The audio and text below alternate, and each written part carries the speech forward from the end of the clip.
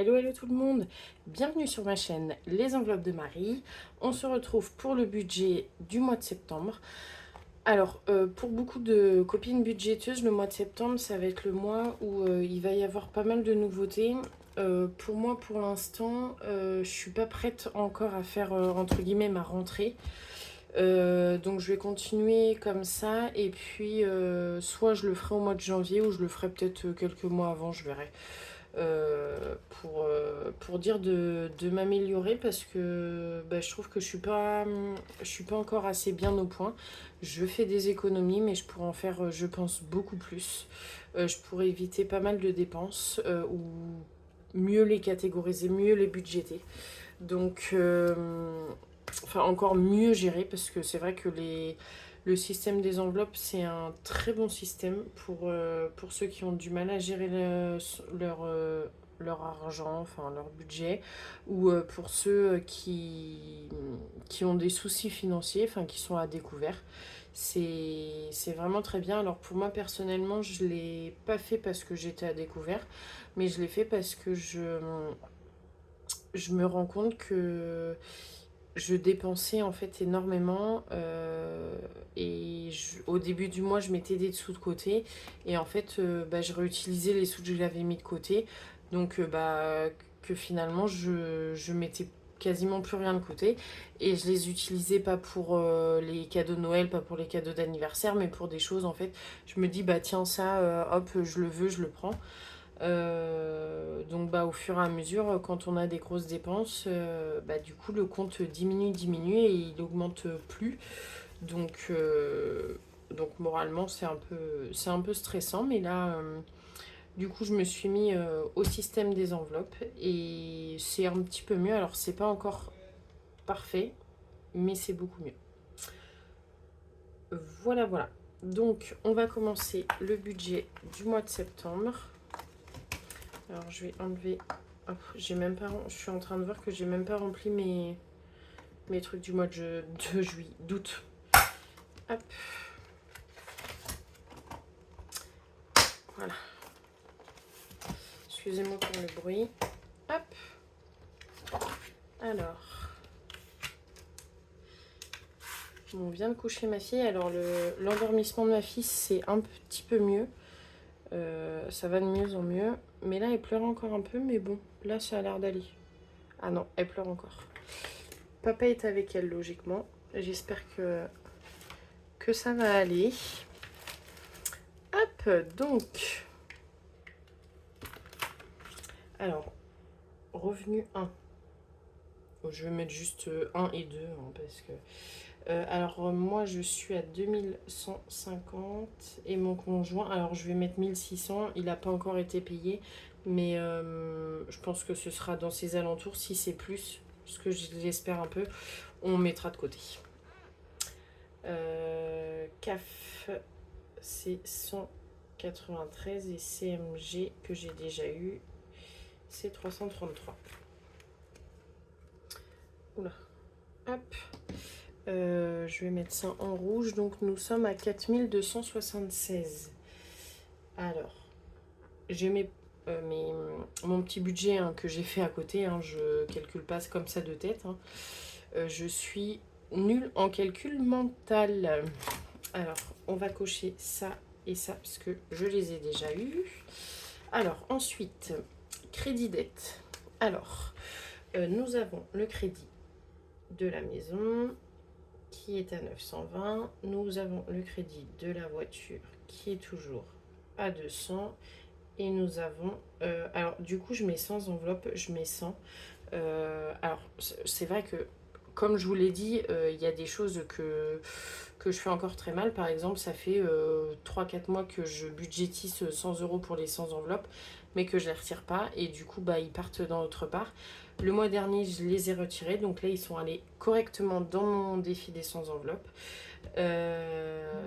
Et ça, à la base, je m'étais dit, je veux changer de voiture.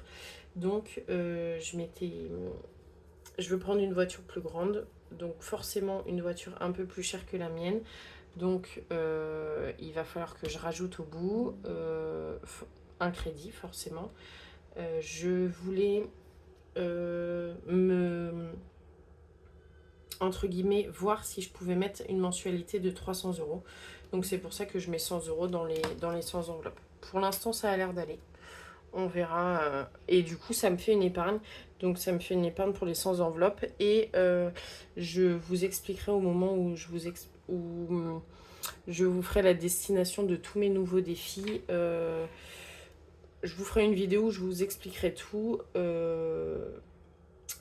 1, 2, 3, excusez-moi, je suis en train de réfléchir aussi à la petite qui est en train de pleurer, mais bon. Je suis à vous. Donc, les 100 enveloppes. J'ai pas mal, je suis en train de faire des nouveaux défis, de bien me réorganiser, de voir les destinations des défis. Et j'ai une destination pour les 100 enveloppes, ce que je vous expliquerai plus tard dans une vidéo où je vous explique le tout. Voilà, j'espère que vous avez compris tout mon schmilblick. Alors, en dépenses variables. Alors nous, on a l'autoroute. Je vais mettre à peu près parce que j'ai pas réussi à me connecter. Alors, j'ai réussi à me connecter hier et ça n'avait pas encore pris en compte. C'est vrai que j'ai pas été regarder aujourd'hui. On est parti chez ma grand-mère, donc forcément on a utilisé de l'autoroute. Donc on a un gros budget autoroute parce que chez ma grand-mère c'est loin. Donc forcément ça monte très vite. Mais je pense qu'on va être aux alentours des 160. La nounou, en parlant de la nounou, il faut que je fasse son virement. Donc on est à 770. Donc ici on est à 930 de charges variables.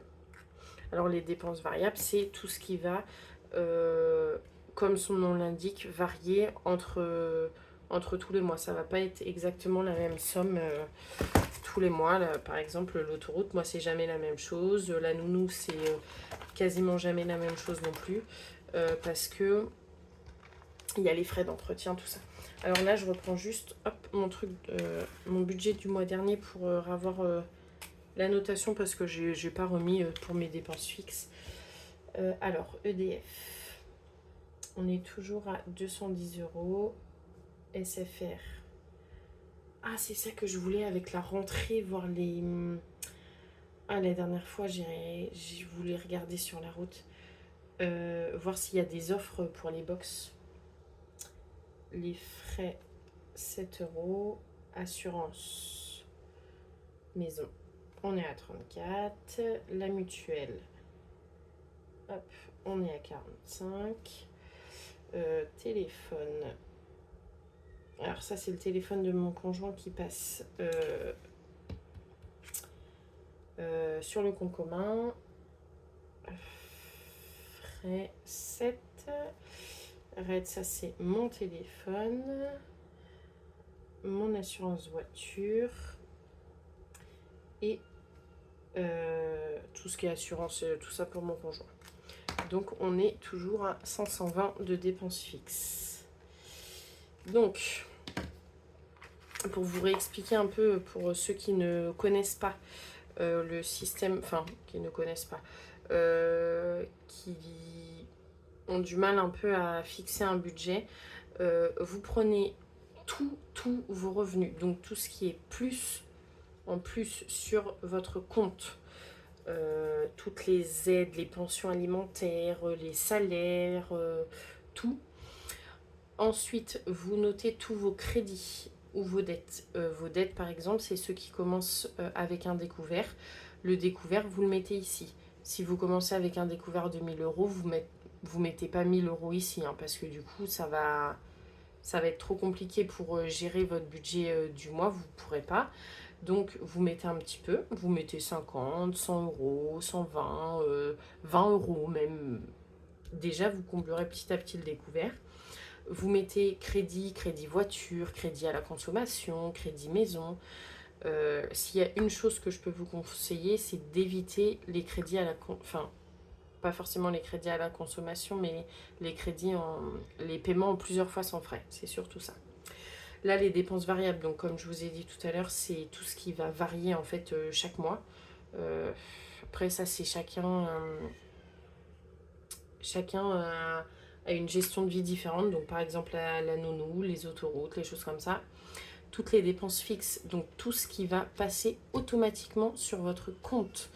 Là, l'EDF, les téléphones, les mutuelles, les assurances, toutes ces choses-là qui passent tous les mois, mais vraiment tous les mois. Si ça passe tous les 3 mois, vous le mettez à part. Ça, c'est vraiment quelque chose qui est pareil tous les mois. Donc, ensuite, on fait le total des revenus, 4276. Non, on va pas faire ça. Moi, je fais d'abord le total des dépenses. C'est plus simple. Donc, 1220 plus 930 plus 520. Donc, ce mois-ci, on est à 2670 € de dépenses, ce qui est énorme. 600. Du coup, on a pas mal d'autoroutes. On a la nounou qui est un peu augmentée. Enfin, qui est un peu augmentée. Non, ça n'a pas augmenté. C'est qu'on a arrêté le contrat. Donc, on avait tous les fins de contrat, tout ça. Donc, on est à 4276 moins 2670. Donc, il nous reste 1606 €. Je vais le mettre comme ça. De reste à vivre. Ce qui est quand même bien. Hop. Ensuite, une fois que vous avez votre reste à vivre, il reste du coup les enveloppes du mois et les épargnes. Moi, personnellement, je fais d'abord les enveloppes du mois parce que c'est ce que j'ai besoin le mois. Et ensuite, je fais les épargnes. Voilà. Donc, les enveloppes du mois, ça va être soit des enveloppes à la semaine, soit des enveloppes au mois. Donc, des enveloppes à la semaine, vous allez les vider chaque semaine. Si vous ne les avez pas dépensées entièrement, ça va être des économies. Alors, soit ces économies-là, vous les mettez directement dans une épargne, soit vous faites ce qu'on appelle les défis. Donc, ensuite, les défis, soit à la fin de l'année ou quand vous le voulez, vous les remettez dans les épargnes ou vous les utilisez pour quelque chose en particulier. Moi, personnellement, ça dépend. Enfin, là, pour l'instant, les défis que je fais ont, entre guillemets, un but. Donc, course. On est toujours à 400. Imprévu. On est à 80. Alors, course, on est à 400 pour le mois et on fait 100 € par semaine. Je sais pas encore ce mois-ci combien je vais retirer en liquide et combien je vais laisser en virtuel parce que je pense que je ferai toujours des drives. Je sais pas, je verrai. Imprévu, c'est 80 €, donc c'est 20 € par semaine en liquide. Bébé, c'est pareil, c'est 80 € pour le mois, 20 € par semaine en liquide. Ensuite, on a... je vais regarder là parce que ça va être plus simple. Les sorties. Alors les sorties, je vais diminuer un petit peu par rapport à ce que j'avais mis. Ouais. Non, si, je vais pas diminuer, je vais laisser. Alors je vais mettre à 110. Je diminue un petit peu par rapport au mois dernier. J'ai reçu mes chèques vacances. Si vraiment on va utiliser déjà le liquide de l'enveloppe. Et si vraiment on en a besoin, j'ai des chèques vacances. Perso, on laisse à 70. Alors les jeux, ce mois-ci, je les ai pas comptés. Parce que du coup, on a une grosse enveloppe autoroute, une grosse enveloppe nourrice. Donc je les compte pas pour ce mois-ci. Et puis en plus, il m'en reste un petit peu. Mais bon, si la dernière fois, quand on a été à La Rochelle, mon conjoint a gagné 100 €. Donc on a été au resto. C'est très bien. CB. J'ai compté 50. Essence, ouais, c'est bon. Essence, alors j'ai compté 180. Logiquement, on ne devrait pas trop bouger ce mois-ci. Donc, je vais compter 180. Là, au mois d'août, on a énormément bougé avec mes vacances, tout ça. J'ai énormément bougé, donc j'avais besoin de pas mal de budget. Et pour mon conjoint, 390. Ça compte le tabac, ça compte le perso. Alors l'essence, il n'en a pas besoin parce que du coup, il est avec l'essence du travail. Mais bon, le tabac, ça coûte extrêmement, extrêmement, extrêmement cher. Mais là, mes parents sont partis en vacances. Ils lui ont acheté une cartouche. Du coup, ça fait 52 ou 53 €.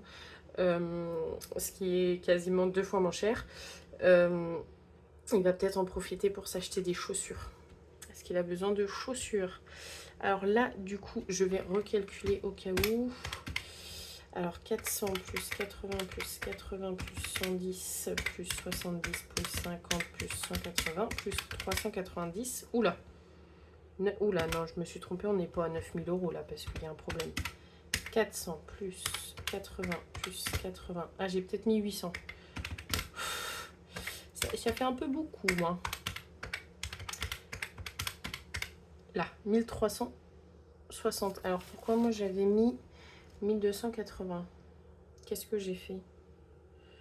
Alors, course 400, imprévu 80, bébé, sortie, perso, CB, essence. Bah, ah, ouais, mais ça va pas, ça. Là, j'avais 1606 en reste. Et là, j'ai 1606. Pourquoi j'ai 1360 alors que j'avais mis 1280? 400 plus 80 plus 80 plus 50 plus 70 plus 110. 180 plus 390. Ah, je me suis plantée. Bon, c'est pas grave. Je vais mettre 1360 et du coup, il y aura un peu moins d'épargne. Donc ensuite, une fois que vous avez vos enveloppes du mois, vous prenez votre reste à vivre, 1606, et vous déduisez les enveloppes, moins 1360. Du coup, il reste 200. Alors là, il y a 246, je vais mettre 240. Oh, c'est embêtant. J'aurais bien aimé, parce que là j'étais à 320 du coup, j'aurais bien aimé dépasser la barre des 300. Je sais pas ce que j'ai fait, comment j'ai calculé ça.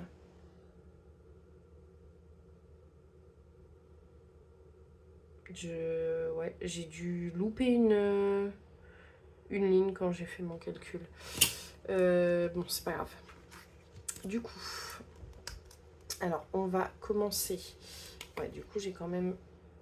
Mais j'ai vachement moins du coup. J'ai plus de 100 € en moins. Mais qu'est-ce que j'ai pas compté pour être à 1280? Oui, bon, je verrai ça plus tard. Alors...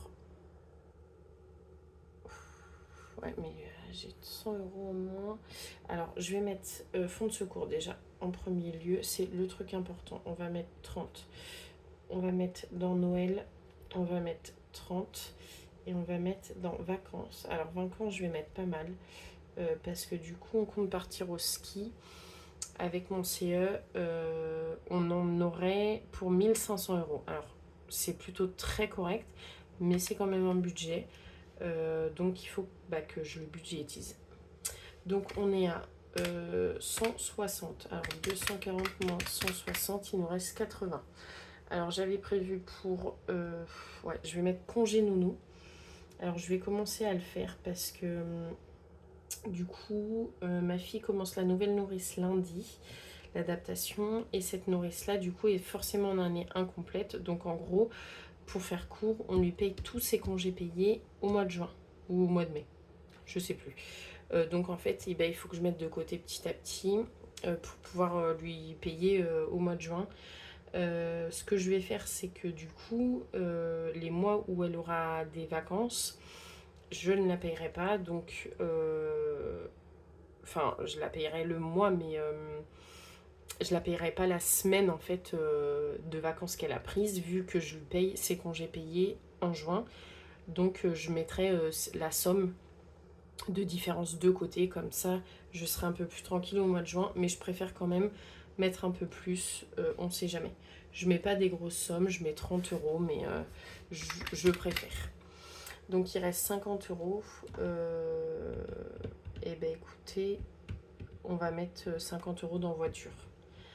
Parce que voiture, si j'ai des choses à faire avant de la vendre,